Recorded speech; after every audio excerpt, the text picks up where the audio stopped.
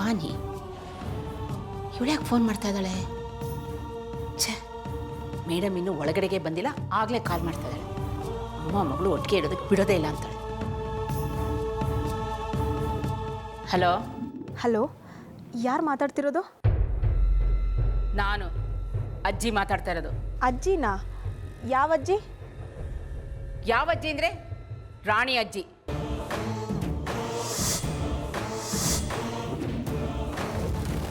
ಅಜ್ಜಿ, ಗೀತಾಂಜಲಿ ಅವ್ರಿಗೆ ಫೋನ್ ಕೊಡ್ತೀರಾ ಒಂದು ನಿಮಿಷ? ಮೇಡಮ್, ನಿಮಗೆ ಫೋನ್ ಬಂದಿದೆ.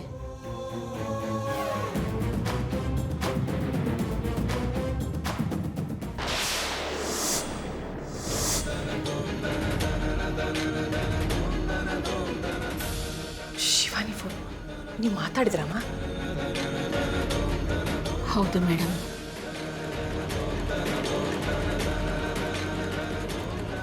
ಹೇಳು ಮಗಳೇ. ಎಲ್ಲಿದ್ದೀರಾ? ಇನ್ನೆಲ್ಲಿ?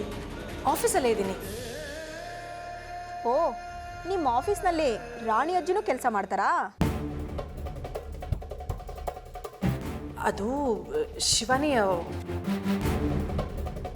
ಸಾಕು ಅಮ್ಮ, ಜಾಸ್ತಿ ಸುಳ್ಳು ಹೇಳಬೇಡಿ. ನನ್ನ ಹತ್ರ ಆಫೀಸ್ಗೆ ಹೋಗ್ತೀನಿ ಅಂತ ಯಾಕೆ ಸುಳ್ಳು ಹೇಳಿದ್ರಿ? ರಾಣಿ ಮನೆಗೆ ಹೋಗ್ತಿದ್ದೀನಿ ಅಂತ ಡೈರೆಕ್ಟಾಗಿ ಹೇಳ್ಬೋದಿತ್ತಲ್ಲ. ನಿಮ್ಮ ಪ್ರಕಾರ ನಾನು ಅಷ್ಟೊಂದು ಕೆಟ್ಟೋಳಾ? ಹಾಗಲ್ಲ ಮಗಳೇ.